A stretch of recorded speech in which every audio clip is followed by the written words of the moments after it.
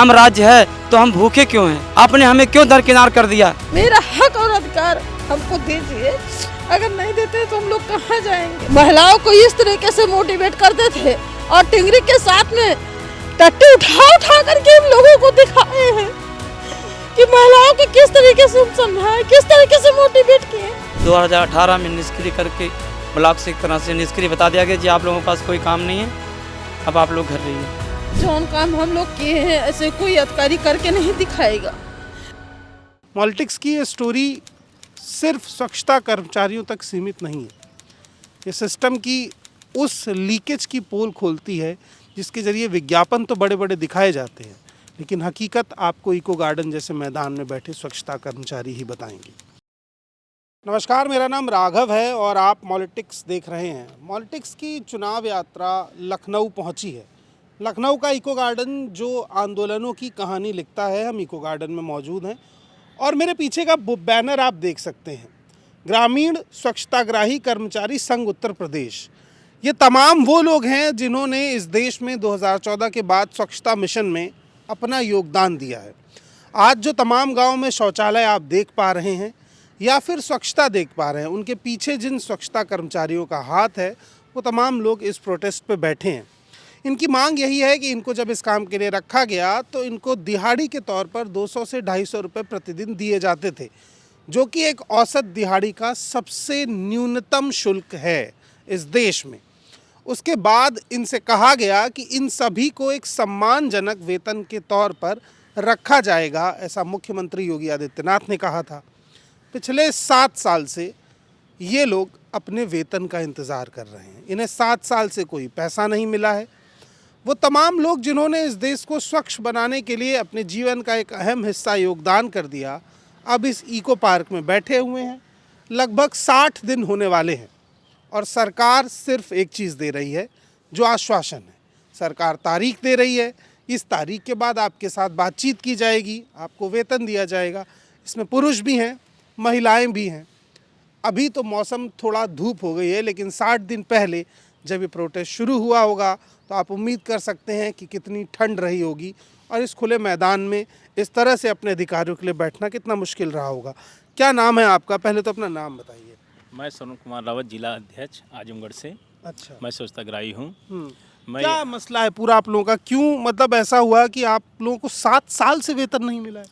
ऐसा है कि हमारा जो कार्यक्रम शुरू हुआ था, जो स्वच्छ भारत मिशन के तहत हम लोग काम करते थे, गांव-गांव में जाकर लोगों को जागरूक किया जाता था। जो चारों तरफ गंदगी रहती थी, उस गंदगी को हम लोग साफ़ किए हैं और माननीय मुख्यमंत्री जी ने हम लोग केवल आश्वासन दिया कि नवनीत शरण में जो 1 अक्टूबर को स्वच्छता दिवस के रूप में उन्होंने कहा कि मैं आप लोगों को जितने भी स्वच्छताग्राही भाई बहन हैं, मैं उनको सम्मानजनक जीवन और सम्मानजनक वेतन देने का वादा करता हूं और हमारी सरकार वादा करती है कि जल्द से जल्द मैं इसको एक शासनादेश जारी कराते हुए आप लोगों को दे दूंगा।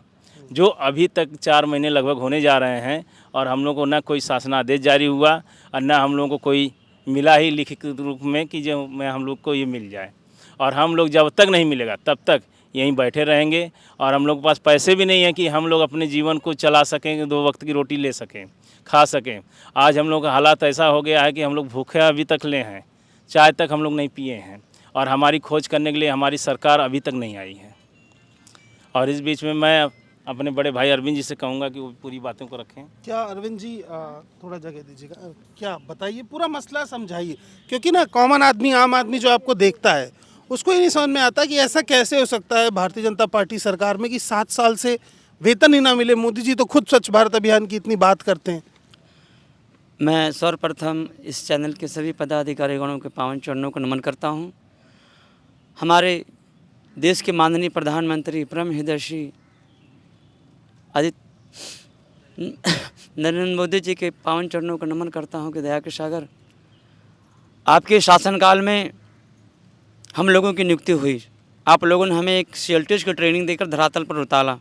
जो सदियों से चली आ रही थी कुप्रथा, उस प्रथा को समाप्त करने के लिए हमने पूर्ण योगदान दिया। आपका प्यार भी मिला हम लोगों को, जो आपने हमें प्यार चंपारण में दिया या प्रयागराज में दिया। हम सत नमन करते हैं आपके पावन चरणों से जुड़ते हो दया के सागर। आज हम लोग भुखमरी के कगार पर पहुँच चुके हैं।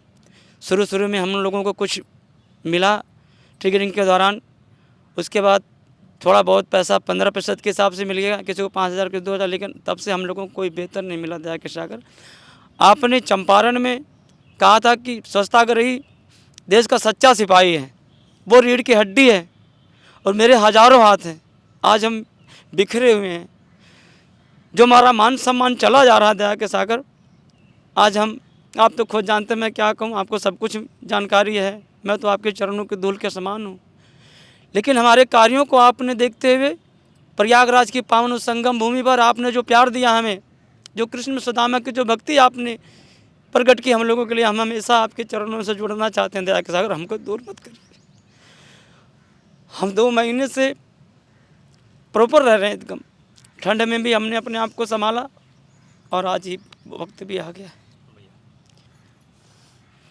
मैं शासन प्रशासन और लखनऊ की पावन जनता जो मेरी है, मैं उनसे भी यही कहूँगा कि इस कारवां को सफल करने में जो आप लोगों का प्यार मिलेगा, मैं जानूँगा कि हम मेरे 58,000 स्वच्छताग्रही भाई बहनों का जीवन संवर गया।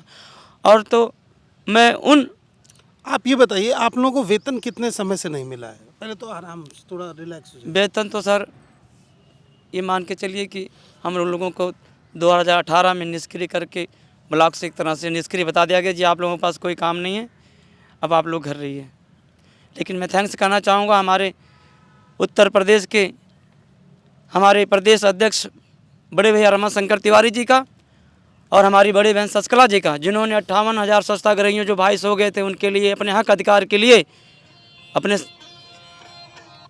आगे कदम बढ़ाया और इस कदम में सभी भाइयों के भविष्य को संवारने का कार्य किया। लेकिन मैं सबसे बड़ा श्रेय अपने उस अपने मुद्दे पर रहिए। मैं आपसे बार बार ये कहूँगा कि आपकी क्या मांग है? हमारी मांग ये है कि जो हमें नैनीशारण्य में 1 अक्टूबर को जो हमारे स्वच्छता दिवस है, हमारे उत्तर प्रदेश के यशस्वी माननीय मुख्यमंत्री श्री आदित्यनाथ जोगी जी ने अपने पावन मुखार बिंदुओं से ये कहा था कि मैं उत्तर प्रदेश के सक्रिय समस्त स्वच्छताग्रहियों को हमारी सरकार एक न्यूनतम वेतन देने की गारंटी लेती है, जिसके लिए एक 5 सदस्यीय टीम गठित कर दी गई है और ताकि उनको समाज में एक सम्मानजनक जीवन मिल सके। आज हमें 4 महीने से ऊपर हो गया ये बात कहे हुए, लेकिन आज तक हमारी कोई कुछ खबर लेने नहीं है। हम कई बार भी सरकार से अपनी बात को रखने का भी प्रयास किया, लेकिन हमें आज तक भी आश्वासन मिल रहा है। हम यही दया के सागर से कहना चाहेंगे कि आपने जो कहा है न्यूनतम वेतन देने के लिए, जो आप हमको दे देंगे दया के सागर, हम उसी से, वो गारंटी कहाँ गई? वो झूठी निकली। वही हम कहना चाहते हैं कि दया के सागर, आप जिस तरह से पूरे उत्तर प्रदेश में राम नाम की गूंज को लहरा रहे हैं, उस गूंज को भी हम ये देखना चाहते हैं कि वाकई अगर हम राम राज्य है तो हम भूखे क्यों हैं? आपने हमें क्यों दरकिनार कर दिया? या तो आप हमसे कह दीजिए कि मैंने जो कहा वो सब झूठ है, तो हम चले जाएंगे दया के सागर। हम आपसे कुछ नहीं मांगेंगे, हम कुछ नहीं मांग सकते आपसे। हमारे बाबा जो, क्या नाम है आपका? मेरा नाम गीता मिश्रा है, जिला बहराइच की रहने वाली हूँ। गीता जी, क्या काम होता था आप लोगों का? क्या काम करते थे आप लोग? सर, मैं ये काम किया हूँ कि गांव-गांव जा करके जौन काम हम लोग किए हैं ऐसे कोई अधिकारी करके नहीं दिखाएगा, फिर उसी पे हम लोगों को हर ब्लॉक से ज़िले से दूर कर दिया गया। हम लोग कहाँ जाएं? हम यही बाबा जी से अपना रखना चाहते हैं कि बाबा जी अपने चरणों में हमको शामिल कीजिए, मेरा हक और अधिकार हमको दीजिए। अगर नहीं देते तो हम लोग कहाँ जाएंगे? आप रोइए नहीं, देखिए आप आराम से बताइए कि आप 8 जनवरी से बैठे बैठे न तो मेरा कोई खबर लेने आया, न बाबा जी का कोई अधिकारी, न शासन प्रशासन, कोई नहीं आए। हम लोग कहाँ जाए? न हमारे पास पैसे हैं जो हमें एक टाइम का भोजन कर सके, न कोई हाल न पता, कुछ नहीं लेने आ रहे। बाबा जी से मैं यही कहना चाहती हूँ कि मेरा हक और अधिकार दे दे, जो देंगे। मैं ये समझना चाह रहा हूँ कि जैसे आप लोगों को ट्रेनिंग दी गई जी, तो ट्रेनिंग के बाद आप लोगों का काम क्या रहता था और उस काम के लिए उस समय आपको कितने पैसे मिलते थे? 230 रुपये के रोज की डेली का मानदेय देते थे। फिर वो भी जो है 1 साल तक दिया गया। 1 साल के बाद मेरे से बोले गए कि अब तुम्हारे लोग का कोई काम नहीं, घर पे जाके बैठिए। काम क्या था आप लोगों का? काम तो हमारे के पास ये था कि जा करके हमने महिलाओं को इस तरीके से मोटिवेट करते थे और टिंगरी के साथ में टट्टी उठा करके हम लोगों को दिखाए हैं कि महिलाओं को किस तरीके से हम समझाएं, किस तरीके से मोटिवेट किए। आज जो मेरा अधिकार, मेरा हक छीन लिया गया, तो क्या बाबा जी को यही चाहिए? महिलाओं को सम्मान देते हैं, महिलाओं को कहते हैं नारी शक्ति है। ये नारी शक्ति कहाँ गई है? हम यही बाबा जी से अरदास करते हैं कि जैसे महिलाओं को सम्मान दिया गया वैसे महिलाओं को सम्मान छीना ना जाए, महिलाओं को सम्मान दोबारा दिया जाए। आप रोइए नहीं, पूरा प्रयास होगा। क्या नाम है आपका? किरण। किरण, कितने दिन से बैठे हैं आप लोग? हम लोग 8 जनवरी से यहाँ पे 8 बैठे हैं। जनवरी से बैठे हुए हैं। जैसे आपकी मोटे तौर पे मांग ये है कि आप लोगों को परमानेंट करके एक तय वेतन दिया जाए। ये जो बात एक और बताई गई कि पिछले 6-7 साल से एक भी पैसा नहीं मिला है, वो टाइम कैसे काटा है आप लोगों ने? हम लोग चाहे जैसे भी मजूरी धतूरी करके अपना पेट पर्दा चला रहे हैं। मजदूरी कर रहे हैं आप इस बीच में। अच्छा, दूसरा ये सवाल है कि जो 230 रुपये मिलता था, क्या 230 रुपये आज के समय में इतना है कि एक दिन का उससे गुजारा हो जाए? नहीं होगा, नहीं होगा सर। तो हम लोग कैसे क्या करें? इसी नौकरी के चक्कर में मेरा आदमी मेरे को छोड़ करके 3 बच्चे लेकर के भटक रहे। बाबा जी को कुछ जरा से दया नहीं आती है हम लोगों पर। कहाँ जाएंगे? भटक भटक के इधर उधर घूमेंगे। तो यही मैं कहना चाहती हूँ कि मेरा हक और अधिकार वापस कर दे, जो हम अपने बच्चों को और अपना ही ख्याल रख सको। तो कुल मिलाकर मोटे तौर पर बात यह है कि जिस स्वच्छता अभियान के नाम पर भारतीय जनता पार्टी ने पूरे देश में वोट मांगा, जिस स्वच्छता अभियान के नाम पर ये बताया गया कि ये भारत को स्वच्छ करने की एक बहुत बड़ी मुहिम है, उस अभियान के पीछे जिन लोगों का हाथ था, वो लोग जो गांव-गांव जाकर लोगों को समझाते थे कि शौचालय क्यों ज़रूरी है, जो कि एक मुश्किल काम था, वो लोग जो इस स्वच्छता अभियान को सफल बना रहे थे, पिछले 6-7 सालों से उन्हें वेतन के नाम पर फूटी कौड़ी नहीं मिली है। सरकार बस आश्वासन दे रही है कि बहुत जल्द आपको वेतन दे दिया जाएगा। सरकार आश्वासन दे रही है बहुत जल्द आपको एक परमानेंट एम्प्लॉय की तरह ट्रीट किया जाएगा। मुख्यमंत्री रैली में बड़ी बड़ी बातें करते हैं।